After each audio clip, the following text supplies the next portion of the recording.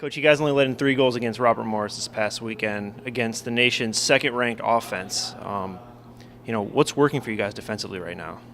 Really, I think it's a simple philosophy. Let's be hard to play against in all 3 zones, and that's half the battle. The other half is taking care of the puck, keeping it, putting it in spots that we can get it back, and those two things together really is a core philosophy that we have, and it's going very well right now.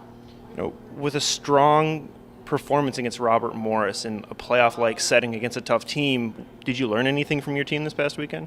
I learned that we're not satisfied. Even though we played well, we only got 1 out of 4 points. We were happy with the process, and if you keep repeating that process, good things will happen. But we had to find another way to get more points, and we stuck with it on Saturday to earn the tie. We let it slip a little bit on Friday night and lost that game in overtime. So what I learned first and foremost, is our guys are hungry. They wanted more. They were disappointed in the result of the weekend. And then moving into Army this weekend, you guys have performed well and done well in the opening game against Army, but what do you have to do this weekend to capitalize on both games?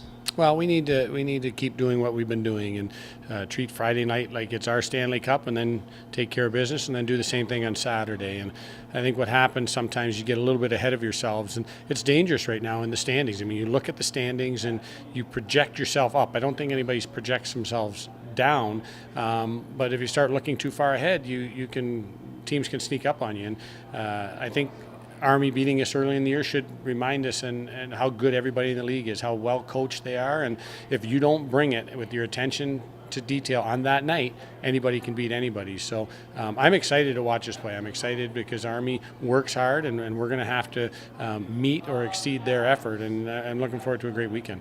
Great. Thanks, Coach. Good luck this weekend. Thanks, Ben. Defense has been really, a key to your success this season. What's working for you guys defensively? I think just being hard to play against in the defensive zone and kind of shutting down plays as quick as possible. That's something we've stressed throughout this year, is shutting down plays maybe before it even gets into our zone, in the offensive zone, and kind of turning that back into offense and kind of shutting things down before it even gets close to our net. I think that's been a big emphasis for us. You guys performed well against Robert Morris in a playoff-like setting. What did you learn from your team against this series against Robert Morris? I think it shows how we respond to adversity.